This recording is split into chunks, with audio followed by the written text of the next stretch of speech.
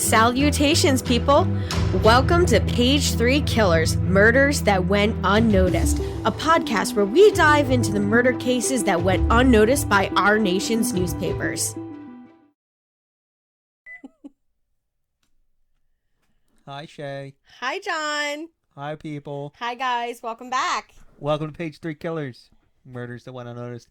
Episode, I don't know, because it's not written on their card. It's right here. 25. 25. There we go. We are on episode 25, and we are officially halfway through our proposed season. Quarter century. Yeah. So we are halfway there for our first year of doing this. So episode 25. And I know we promised that this was going to be a super special on-site episode. That kind of fell through. The audio was real bad. We were on site, I swears. Yes, we were actually in Virginia talking about this case. And this case this week is the Colonial Parkway Killer. Again. But not for you guys, just for us. Yeah, just for us. So this is an unsolved case. It's a series of You just murders. ruined it for everyone. What? You told them it was unsolved. Yeah, well... There's no more suspense. I'm sorry, guys. I ruined the suspense. But yeah, so this is a series of murders that take place between 1986 and 1989 along the Colonial Parkway. And if you guys know what the Colonial Parkway is, it is the a major road that runs in between three of Virginia's most historic sites, which is Jamestown, Williamsburg, and Yorktown. And it sort of makes like a little triangle, those 3 points. Yeah. And we drove part of this. We drove most of it. Yeah. It's pretty creepy.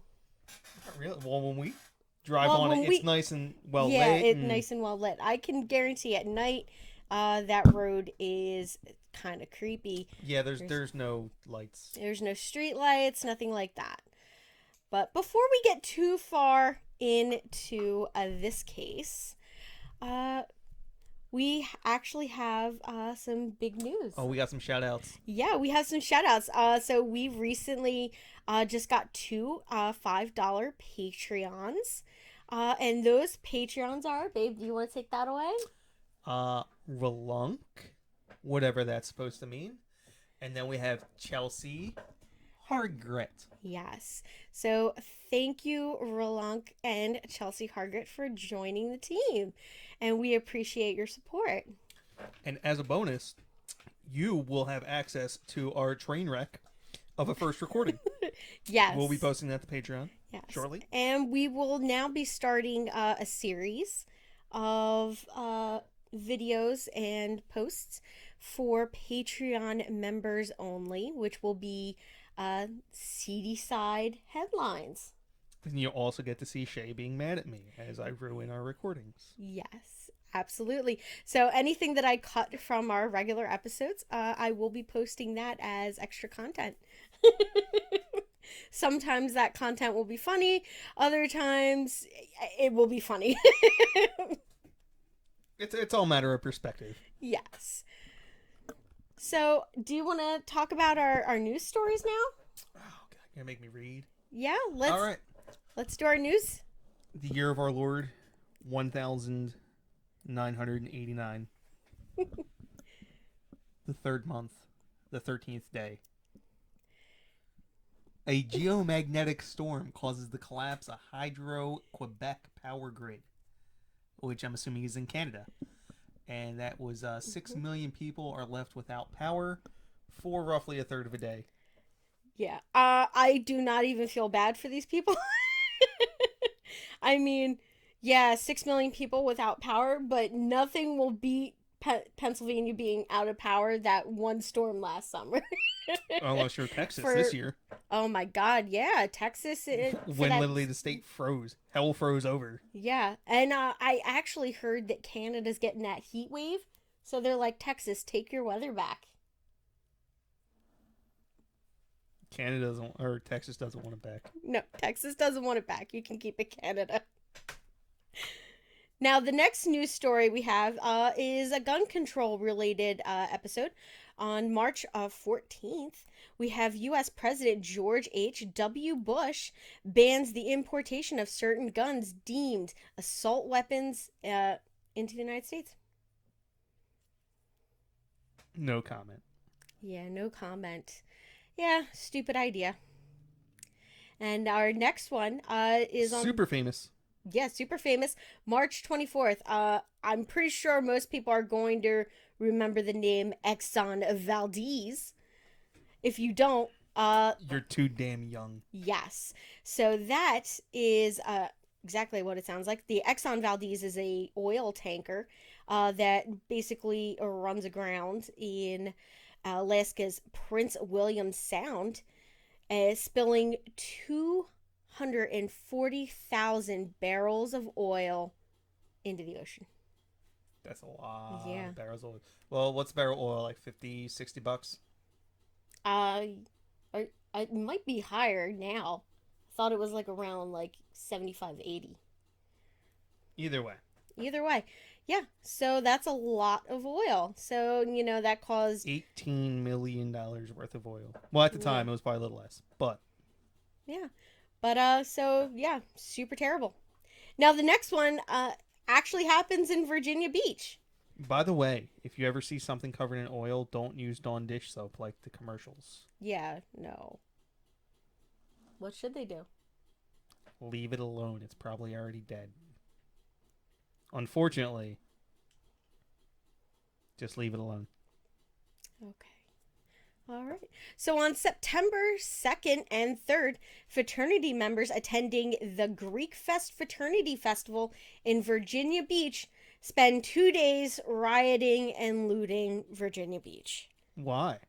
I have no clue. It was just a random riot that broke out. I imagine this being very close to Virginia Beach is what?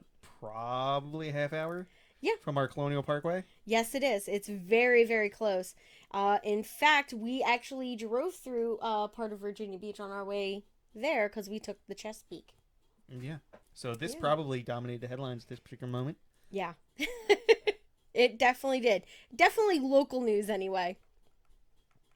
Now, September 5th, we have U.S. President George W. Bush holds a bag of cocaine purchased across the street in Lafayette Park and proposes to spend $7.9 billion on the war against drugs. So he went and bought cocaine. Yeah. And then wanted to lock people up for going out and buying cocaine. I'm sure that he didn't personally buy the cocaine. Maybe an aide went and did it. But yeah, basically. So he paid someone to go buy cocaine for him. Yeah, and then wants to go and lock people up for going out and buying cocaine. That is correct. Okay, just so we're clear. And that was in his first televised national speech that he gave. So kind of crazy. Do you want to read the next one? Operation Just Because is launched in an attempt to overthrow Panamanian dictator Manuel Noriega. Yeah. And it wasn't called Just Because. I call it Just Because. Yeah. It's called Just Cause. Yeah. So there's been some debate as to whether it was like just as in justice or just because, There's no debate. The people in the government are idiots, and they didn't realize the double entendre that was going on. Yes. Which was terrible, I'm sure. So who knows how that operation actually played out? Terribly. I would bet with a name like that, one would hope. Now, let's move into our seedy side. What's your favorite? I know, this is my favorite. And actually, the first one here is one of my most favorite ones. Because I have read about this one and I've watched documentaries about it. So on January 13th, we have Bernie Goetz. is sentenced to 1 year in prison and fined $5,000 for shooting 4 black men on the New York subway in 1984. Now, this was a really interesting case, and will probably be featured in one of our seedy side headlines episodes. So I'm not going to talk too much about it. But it's a super interesting case. If you guys are interested in looking that up or reading about it, I recommend it. Now, on January 16th, we have a Hispanic Miami police officer shoots and kills a speeding black motorist in the Overtown section of Miami, Florida, starting 3 days of riding, which is crazy. Proving that this is not a new phenomenon. Yes. For those of you listening in 2020/2021. Yeah. Well, it'll be really hard to listen to this in 2020 since, it's already 2021. But just in case you have a time machine. Yeah. This is not new. No. Yeah, so it's not a new occurrence. Cops kill people all the time. And sucks. people get pissed off about it. Yep. Now, January 17th, we have the Stockton Massacre. Patrick Edward Purdy kills 5 children and wounds 30, and then shoots himself in Stockton, California. Why would he do such a thing? Just a crazy ass motherfucker. Yeah, no, this is pretty fucked up. Yeah, just a crazy ass motherfucker. Got to kill 5 kids and then shoot 30 other people. Which is kind of ridiculous and insane. Now on to the next one. So January 24th, you remember that guy, Ted Bundy? Heard of him? Yeah, our good old buddy Theodore Bundy, serial killer, is executed in Florida using Old Sparky. Wow, they were still using the electric chair in 89? Yeah. In Florida, probably most southern states I feel like would have had the electric chair. I would have really be interested in finding out if any states still operate using the one where you get a firing squad. I believe there's still one where you can request the firing squad. I can't remember which one it is, but I believe there's still. I don't think any of them allow. One of them, there's a few that still allow you to be hanged, but for the most part, it's lethal. Really? Yeah, for the most part, it's lethal injection or go home. Nice. Well, I mean, you don't get to go home. You have to stay in jail. Yeah. But. Oh, man. Yeah, so Theodore Bundy is put to death using the electric chair, which... We like to talk about Teds a lot. Yeah, Ted Kaczynski, Ted Bundy. I mean, hey, I got a thing for a guy named Ted. And John. Next. All right, now... On April 19th, Trisha Mealy is attacked while jogging in the New York Central Park, resulting in 5 Latin and black teens being wrongfully convicted for assault. And if anybody wants to actually look this one up, you'll find it under the name of the Central Park 5, because these were 5 kids that were wrongfully convicted. You're doing a mini on this, right? Yes, I am. I'm writing out the script and should have that going up for our patrons on Patreon. Fantastic. I know. Super excited. Do you want to read the next one? No. No? All right. On July 18th, we have actress Rebecca Schaefer is murdered by an obsessed fan, leading to stricter stalking laws in California. The only problem is stalking laws still aren't up to snuff, and it's been how long? Well, there's issues with stalking laws. Yeah. It's how do you define it? Correct. Yeah. And that's a lot of the problem is that they can't, until something actually happens to you, like violence against you, the cops have their hands tied behind their backs because they can't really do anything for you. But you know what could help you? A little click, click, bang, bang. right? No click. No click. Just bang, bang. If it goes click, you're doing something wrong. Yes, that means there's no ammo. But yeah, so. And then people want to make guns harder to get. Yep. So August 20th in Beverly Hills, California, we have Lyle and Eric Menendez shoot their wealthy parents to death in the family's den. And then they try to go off and like play it off like somebody broke in while they weren't there and murdered their parents. And they fail terribly at trying to get away with it. I thought this was a lot later. I thought it was almost a decade later. No. I thought it was in like late 90s. Yeah. It actually happened in 89. Maybe it's because I saw the trials and they must have been like a few years later. Mm-hmm. Yeah. So, yeah. But the Menendez brothers. Yeah, these guys are kind of crazy. And they make an interesting closer to our seedy side news.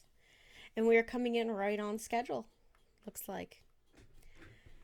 So we're going to get right into our case and start talking about the first murder in this series. First murders. Yeah, first murders. Because I did say that it was a series of murders, but I didn't get to tell you that each one had 2 victims. Oh, did we mention that this is going to be a multi-part episode? No, we didn't. This is going to be a multi-part episode, gentlemen. Yeah, ladies, we are so sorry. In between. I know we promised that we would not do a 2-parter, but we kind of have to. This is really long. Yeah, there's a lot of information to go through. So we want to make sure that we give you guys as much information on this as possible. I think I cut out 3-4 pages of stuff. Yeah. And we're still at like 15 pages of notes. Yeah, we still have like 11. Yeah. No, 11. We had 15. I cut out 4 pages. Yeah. So our first victims in the first murders is Kathleen Thomas and Rebecca Dowski. And Kathleen Thomas was a 27-year-old from Lowell, Massachusetts. Is that correct? Lowell, yeah. Lowell, Massachusetts. Friends said she was enthusiastic and friendly, just generally a really great person. From everything that I read, everybody seemed to like her a lot. Now, Kathleen was a former naval officer for roughly 5 years, starting in 1981, and achieved the rank of lieutenant. Yep, that's pretty standard. All officers achieve the rank of lieutenant. Yes. So she decided to leave the military in May of 1986, after which she began working as a stockbroker at a firm in Virginia Beach as a salesperson. I wonder what she did in the Navy that would qualify her to be a stockbroker. I have no idea. I don't remember what her job was, but all I know was that she couldn't advance from where she was. It was like the highest rank that she would be able to get in that position. Yeah, that sounds weird. Yeah. Also, at this time there wasn't very many opportunities for women. Yeah, I guess. Well, because the way the officer corps works is that you kind of, like I said, everyone makes lieutenant. That's the 3rd rank in officers for the Navy. Mm-hmm. So you make your first 3 ranks kind of on time, and then you either have to earn your, it would be, I don't know why I'm blanking, whatever, your 04, you have to earn 04, which I cannot for the life of me remember what an 04 is, and if you don't, then you're kind of asked to not stay an officer. That officers are kind of weird because they're commissioned, which means weird stuff with commissioning. Yeah. Like enlisted people can just stop being in the military, officers can't. You're kind of made to retire / resign. Okay. It's really weird. Yeah. It's all nonsense, really. Okay, well, thanks for that knowledge, boy. That's why I have you here. Knowledge. I forgot like half the things You're I my was supposed to say. naval specialist, my gun expert, and my odd knowledge person. I do have a lot of odd knowledge. Yes, you do. Especially in history. You know a lot of historical stuff. Now, Kathleen Thomas's girlfriend was Rebecca Dowski, and she was a 21-year-old from Poughkeepsie, New York. Yeah, it's close up Poughkeepsie. Yeah. And now she was known as an all-star softball player at Dickinson College in Pennsylvania. Now, Rebecca transferred to the College of William and Mary, which we actually got to see when we were down there. Yep, that's in Williamstown. That basically is Williamstown. Yeah, Yes. it's in Williamsburg. Yeah. Oh, I'm sorry, Williamsburg. Yeah. And that college is super old. It's super nice, too. It's the second oldest college in America. All of the buildings are like historical. It's like really nice area. Yeah. Yeah. Now, Rebecca and Kathleen were last seen together on the evening of Thursday, October 9th, 1986. I was 4 months old. Yeah. At the computer lab with friends at the William and Mary campus. Now, Rebecca was planning on driving home over the extended weekend. She was going to be leaving the next day or that night. So she had her car loaded up with all of her things. Now, Kathy was a no-show for her job the next day on October 10th because she was staying in town. She was not going out for the holiday. So she was staying home and working. And she failed to show up for her job on October 10th. Now, they were not seen or heard from over the next few days, but no one was super concerned about this because it was a holiday weekend. So some people weren't expecting to see each other. You know, a lot of their friends were attending the William and Mary College, so they were leaving to go home for the holiday. Some were staying, but everybody had different plans, so nobody really knew that they were missing until they found out that they were missing. Now, on the afternoon of October 12th, a jogger around 5 p.m. found a suspicious vehicle in the overlook near Chatham Annex. Chatham? Annex? Yeah. Sure. Chatham? Yeah, I'm going to go with that. Just outside of Williamsburg.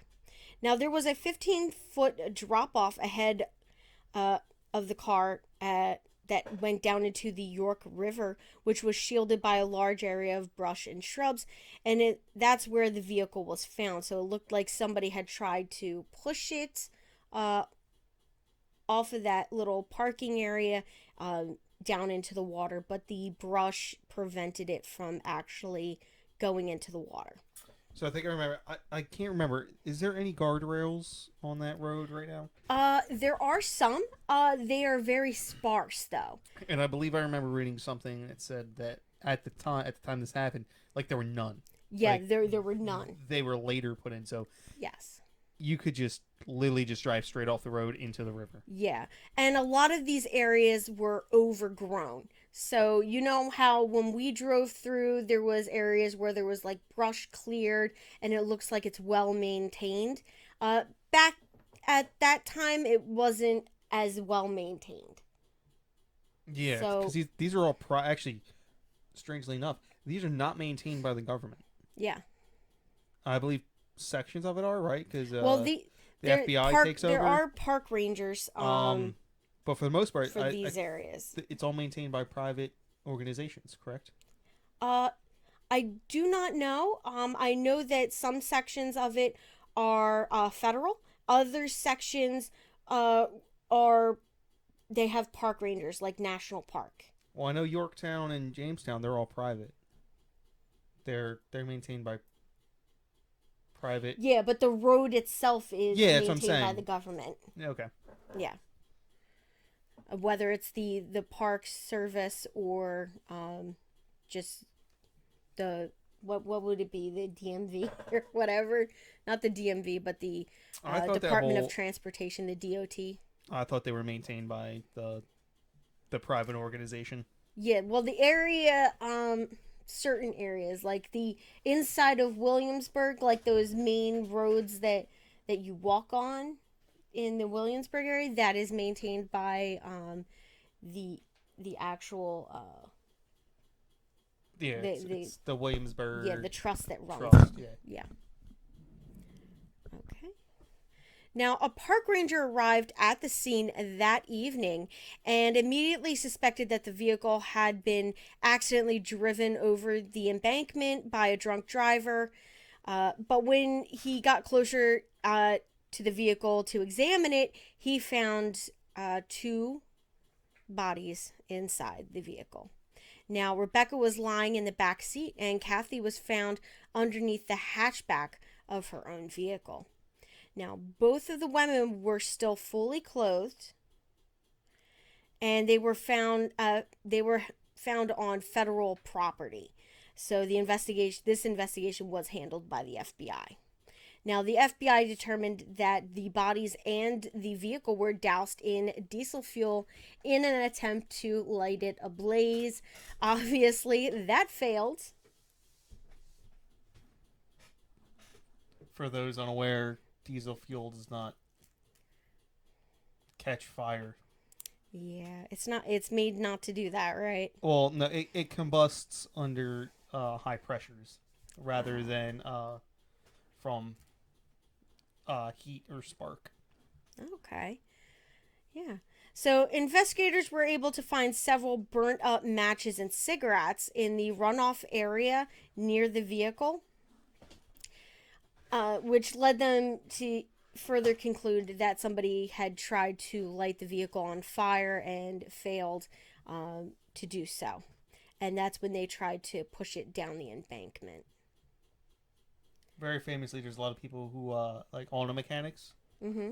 They will like when they first go to school, their teacher will literally light a match and throw it onto a can of diesel fuel, and all the kids will get freaked out. And then it just doesn't do anything. Oh my goodness. That actually sounds like a terrifying thing to put people through, but at the same time, you think you're about to get blown up. Yeah. Now, Kathy's wallet was found on the floor of the vehicle, and both women's purses were found under their respective seats. So, yeah. So they wasn't getting robbed. Yeah, they weren't getting robbed. Yeah, their purses. But what I find weird is that her wallet's out, but not her purse, which when we get into possible suspects in part 2, you guys might want to remember, because one of the suspects will be quite interesting, and you'll definitely think about why the wallet might be out. Just saying. Now, investigators found more than 150 sets of fingerprints inside the car. None of them matched anyone in the FBI's forensic database. So they tried to match up the fingerprints, but at this time, the possible suspect was not in their system yet. Oh, you want to know what that eliminates another Hmm? of the suspects at the end? I just thought of that.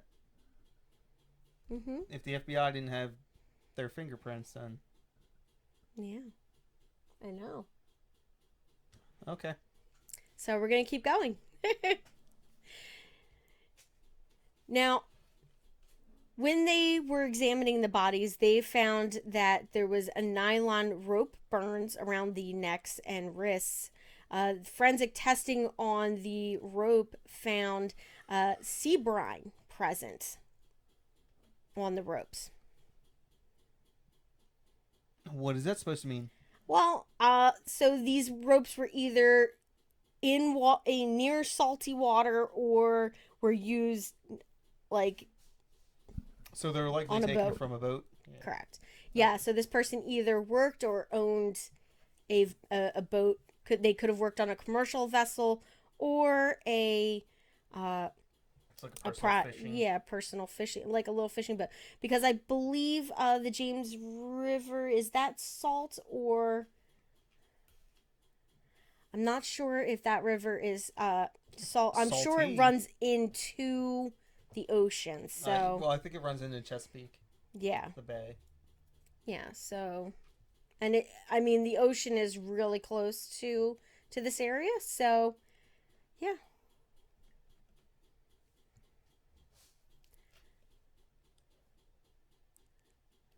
Now, cuts on their bodies indicated that the killer was right-handed. Now, Kathy Thomas had a cut to her neck that was so severe that her head was almost severed completely from her body, and there was no sign of sexual assault. There were some signs that both women had attempted to fight back against their attacker. Kathy had a cut on her hand as well as a clump of hair that was found in her other hand. So my guess is that she, was able to get her hand on this guy and just pull his hair out. Um, you know. Now both had no apparent signs of there was no apparent signs of strangling the victims. Of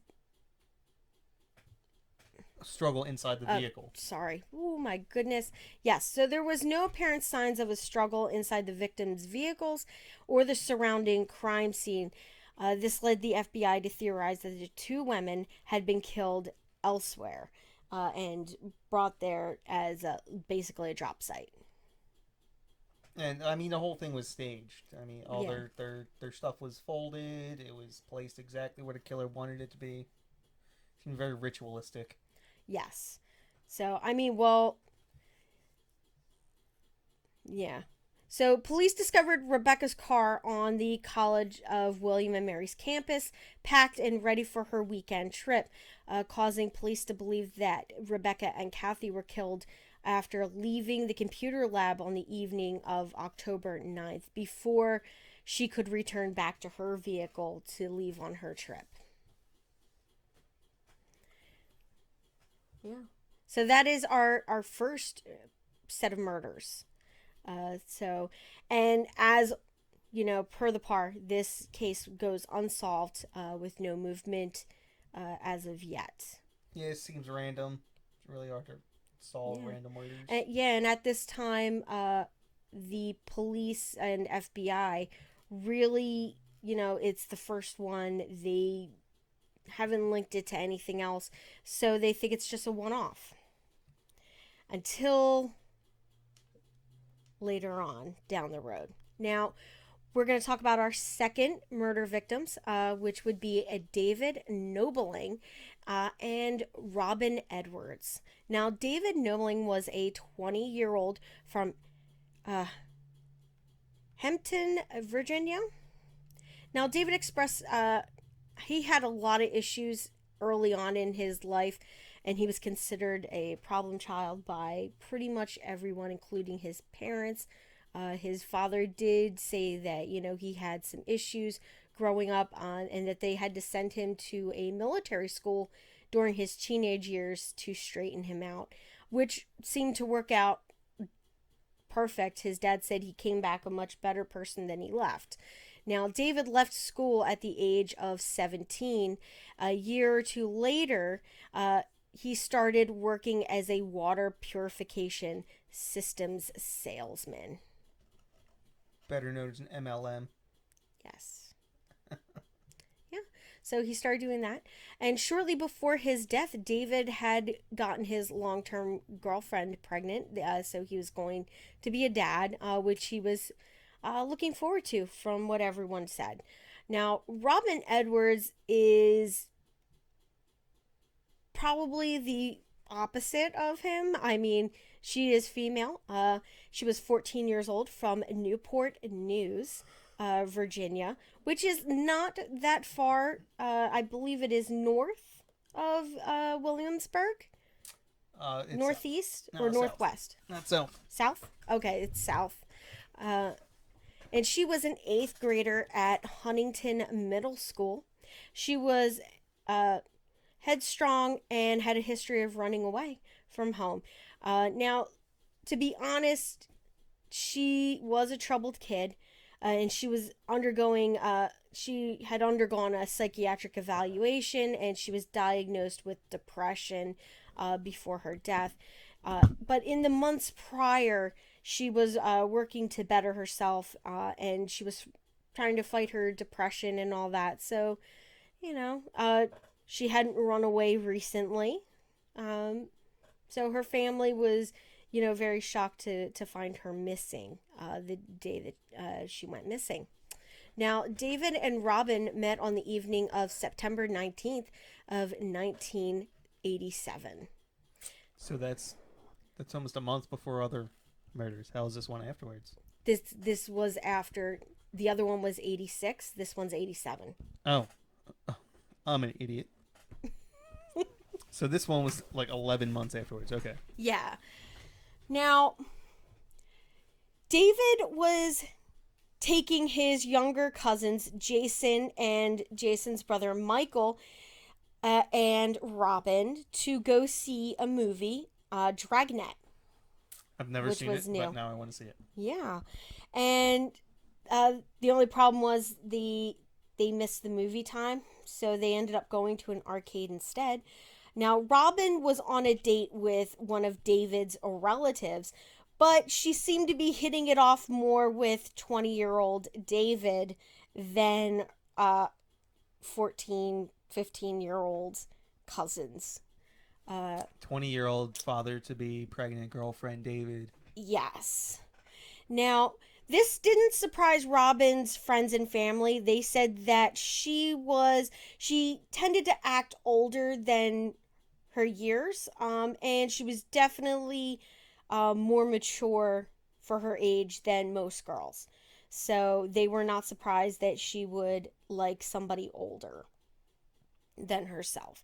Now, after hanging out at the arcade for a few hours, the four began driving home, with Jason and Michael riding in the bed of the pickup truck, and that would be David's pickup truck, and Robin was sitting inside the cab with David. Now, David dropped Robin off at her home at 11 p.m., and it is believed that in that drive back, they made plans to meet up later that night. Now, Robin's mother, Bonnie, last saw her at around 11:30 p.m. Now, Robin's dad found the front door of their home open at 5:30 in the morning, and Robin was missing from her bedroom. That night, Robin's sister later recalled that Robin seemed particularly eager for her to go to bed, which indicated that she had been planning on sneaking out after everybody was asleep. Early on Monday, September 21st, 1987, roughly 24 hours after David and Robin were last seen, David's black Ford Ranger was discovered in a parking lot at the south side of the James River Bridge. Now, Deputy Joe Willard, who was on patrol that evening, stumbled upon the pickup just after midnight with both doors open and the engine still running. Now, this was a little weird, to say the least, because when he checked inside the vehicle, the clothing was found neatly laid out inside of the truck, including men's and women's underwear, which seemed very unnatural. And then there was also 2 pairs of shoes. So the items missing were, I believe, a pair of pants and a shirt and another pair of pants. But all of their underwear and I believe his shirt were still inside the vehicle. Now, the keys had been put into the ignition and turned to accessory mode. And now, David's dad says this is really strange because his son had hardwired his truck so that he wouldn't need the keys to play the radio. that it would play, that he could have the radio running without having the ignition turned on. I don't even know how that's possible, Yeah. but I'm sure it is. Yeah, I don't know, but yeah, that's what he did. Now, so he said it didn't make sense for David to do that, since he had hardwired it. He could turn it on without having those keys, and it was believed that the vehicle had been left there for at least half of the day, so it had been there for at least 6 to 10 hours, which is kind of crazy. Now, Bonnie Edwards filed a missing persons report that Monday, and the searches would be performed in that area over the next several days with nothing of interest being found. So they did not find any bodies at that time. So it was just the vehicle had been left. It looked like, maybe somebody went skinny dipping kind of thing, Now, on the morning of September 23rd, 1987, 2 days after David and Robin. Oh my gosh, I almost said Rebecca. So 2 days after his truck was discovered, a jogger named Lewis Ford stumbled upon a pile of clothes along the water's edge. Now, upon further inspection, it turned out to be the body of Robin Edwards. Now, Ford then escorted police to the location along the river, showing them the body of the deceased 14-year-old lying face down in the water. So she was half in the water, half out of the water. Now, at the time of the discovery, she was only wearing a blouse and pants. And her pants were unzipped, and both of her shoes were missing. And those were found inside of the vehicle. Now, a search party began searching the location near Robin's body, and so they started spreading outward, and then less than 100 feet away from her body along the water's edge, they found a 20-year-old David Nobling, and he was found only wearing his pants. Now, an autopsy of both victims would reveal that they had been shot in the head once, and David had an additional gunshot to his shoulder. Now, the caliber of the firearm has never been released to the press, as it's still an ongoing investigation, but they did find shell casings in the area near the bodies, and it was about a dozen or so 22 caliber cartridges, which were found in the woods. But they have not been linked to the murders because that was a big hunting area. So they assume that those are from hunters. Yeah. Yeah. Now, the investigators believe that David and Robin had been surprised by the killer, who was armed with a firearm, forced them out of the truck in a state of undress, and then forced them to walk a mile towards the river. Now, both bodies were dragged several hundred feet into to the river. Unlike the first crime, Robin was missing her wallet. Now, rumor early on in the case was that David and Robin had fallen prey to a drug deal gone wrong. Now, David had been the recipient of a death threat in the days prior to his death from a family on the Virginia Peninsula. Now, both of these leads were looked into by police. Now, the first one, that it was a drug deal gone wrong, neither were known to frequent or use drugs or frequent places where drugs happened to be. So that was quickly ruled out. And the second one was ruled out also very quickly after the police interviewed the woman and her sons that made the death threats, and the police basically believed that there was nothing to tie them to the murders. So, like, how crappy of luck do they have? Be like, yeah. oh, I'll kill you. And then they show up dead. You're like, oh, shit. Yeah, and you're just like, fuck me. Why? Me and my Really? big goddamn mouth. I had to go and say something. Yeah. So, I mean, yeah, it's kind of terrifying, to think about. Cops just show up at your place. Be like, hey, yeah, we heard you wanted to kill someone. I'm like, no, what are you talking about? Like, oh, yeah, here. You said you wanted to kill them. Oh, yeah, I did say that. Oh, by the way, he's dead. What? What do you mean he's dead? Wasn't me. Lawyer. You're like half in the frame, half out of the frame, babe. Now I'm all the way out of the frame. Do something. Oh, man, guys. As you can tell, Watch the videos. John's had a bit of fun already. He's had a little glug glug woohoo going on all day long in preparation of this episode. I sacrifice nothing for our fans. All right. Anyway, on to a $5,000 reward.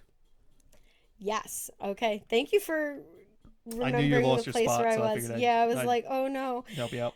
Yeah. So they offered, police offered a $5,000 reward for information leading to the arrest of an individual. In this case. So some members of the media quickly linked these cases with that of Kathleen Thomas and Rebecca Dowski, which was similar and happened less than 20 miles away. But one was being handled by the feds, one was handled by the locals. Yes, the local yokels. I'm sure the locals don't appreciate that. I'm sure they don't. I apologize. And I'm sure there's... I feel like we're gonna get arrested next time we're in Virginia. Look out for that white ram. Get 'em, boys. Yokels. They just pull us over. Excuse me, sir, roll down your window. My mom talked herself out of a ticket there once. And then the second time she got a ticket.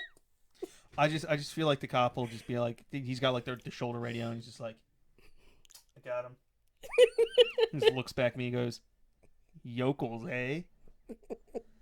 And then I just put my head down in shame. You. I didn't say it, my wife said it. Sir, we're gonna have to arrest her. Indecent exposure. He's like calling for backup. There's like 6 police trucks or cars just like right behind him. Yeah. All right. So let's move into, since that wraps up. He just shows up to court when I try and fight it. And he just looks at the judge and goes, Judges. This is the guy. This is the guy who called you a yokel. The judge is like, fucking lock him up. Guilty as charged. I don't even know what I'm charged with at this point. Yeah. And you're just like, okay. All right. So that covers everything that I have on our second set of murders. So now we're going to talk about our third set. And I think this might be the last one that we do for this episode. And then we will pick up with the remainder. Which will be, I believe, possible linked victims and our suspects. Now, the third set of murders is Cassandra Haley and Keith Richards. Now, no, not Keith Richards. He's in Rolling Stones. It's Richard Keith. No, is or he Richard Keith Call. Keith? Yeah, Richard Call. Yeah. So it's Keith Call. Sorry. Yeah. I didn't have his last name up on the top line. It's actually down in the paragraph. Sorry about that, guys. Now, on April 9th of 1988, which is the year I was born, so this was not too long after I was born. I was born on March 20th, and this takes place on April 9th. Now, two students they were both students at Christopher Newport, and they went on their first date together that night. Now, Cassandra, who went by Sandy, was an 18-year-old from Grifton, Virginia, and Richard Keith Cull, who went by Keith because his father, confusingly, is also Richard Cull. So from this point forward, we will refer to the victim as Keith and his father as Richard. Can I call him Dick Call? Sure, you can call him Dick Cull.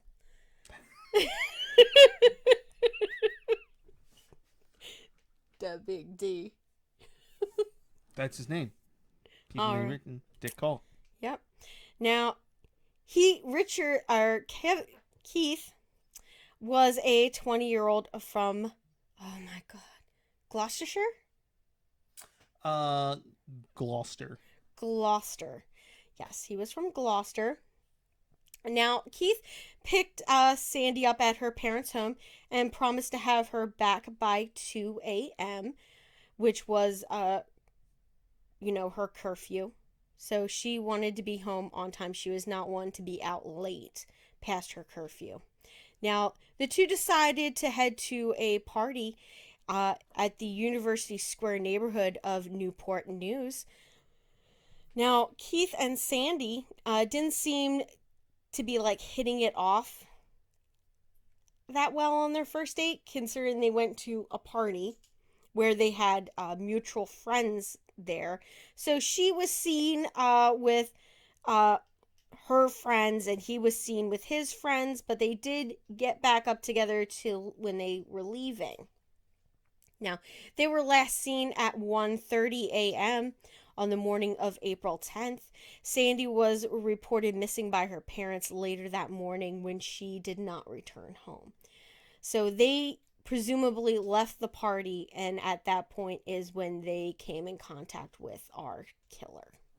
Now, several hours after Keith Call and Sandy Haley were last seen by classmates at the party, Keith's red 1982 Toyota Celica was found.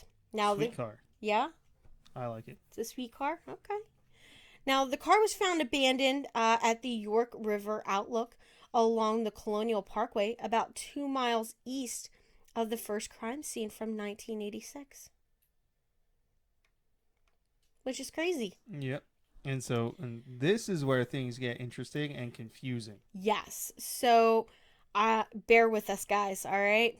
Now, Keith's father, Richard Call, was actually the first person known to discover the vehicle around 7:15 a.m. while heading to the brewery in town where he worked.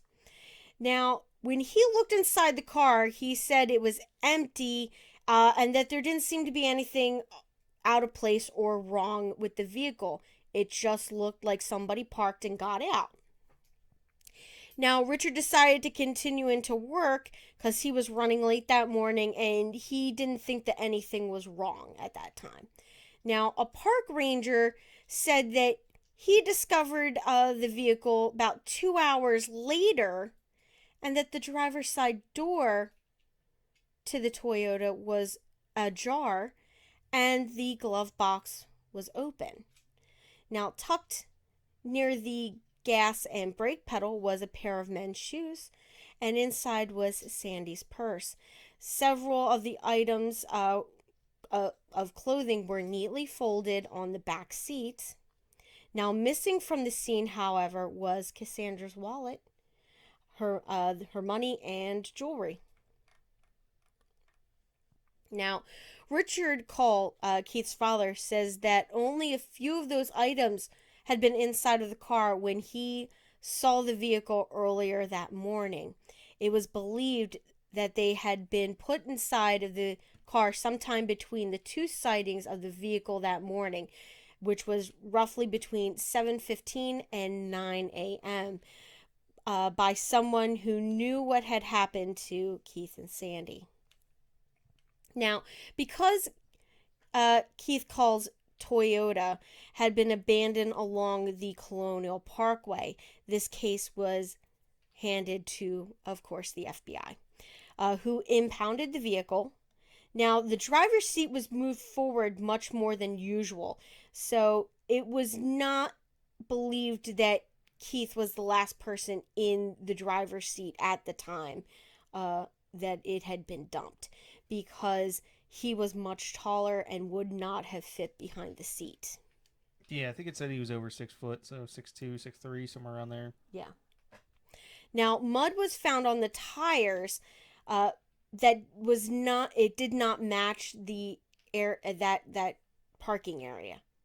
So the mud found on his vehicle did not have the same soil like the same makeup as the soil in that area.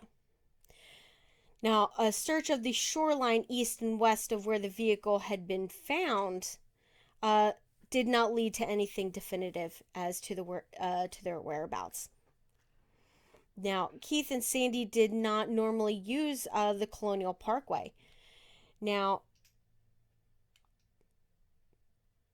and a lot of people said that, especially not Keith. Keith did not like that road. He did not like traveling along roads without streetlights or people nearby. And some believed that he had like the fear of what was going to happen, like what happened in this case. So that's why they believed that the vehicle was dumped by somebody else along there. Um, because I did forget to mention that these areas where the vehicle is found is like a lover's lane kind of area. So it's an area where couples could go and be alone together. I can see that. There's a few Yeah. pull offs on the Yeah, on the parkway. which I don't know, being out in the middle of nowhere is slightly terrifying to me. Like at night, like I wouldn't like driving like this. Yeah, no, Mm, I'm not. I'm not. I probably no. wouldn't be a fan of driving that at night. No. Now, investigators told the press that the vehicle had been abandoned there specifically to confuse investigators. So they believed the vehicle had been dumped there to sort of mislead them as to who the perpetrator was. Now, the bodies of Cassandra Haley and Richard Keith have never been found. Now, a park ranger, you remember that park ranger who said he found the vehicle around 9 a.m.? Yeah? Remember him? Yeah. Well, apparently he had taken several items from inside of the vehicle to help in his attempt to identify the driver, and he potentially contaminated the crime scene in the process. So, and it is believed that he might have actually been the first person to discover the vehicle and just fudged the time. So he found it, took some stuff. Yeah. Then Keith's dad comes along, finds it with the stuff taken, and then because it's taken, he doesn't think anything's wrong. Yeah, exactly. Okay. So that's one of the theories as to why, because it's kind of stupid to assume that the killer, after would return to the vehicle after dumping it, to just lay objects inside of the vehicle. So the police theory is that, or internet sleuths theory is that those items were actually taken out of the vehicle before Richard Cull had the saw the vehicle, and that's why the two stories are different. Now, searches carried out for Sandy and Keith were officially called off at the end of May in 1988. Their cases were immediately linked to the others, and in that same month of May, the FBI announced a $10,000 reward for information leading to the capture of the double murderer for Kathleen Thomas and Rebecca Dowski from 1986, citing imminent danger to the public.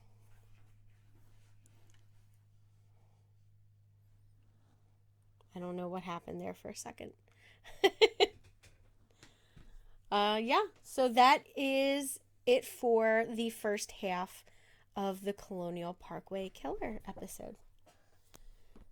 Sorry, we never wanted to be those those podcasters, I but know. we're now those. We're going to break your hearts, and we're going to make you wait until next week for the next installment of this episode.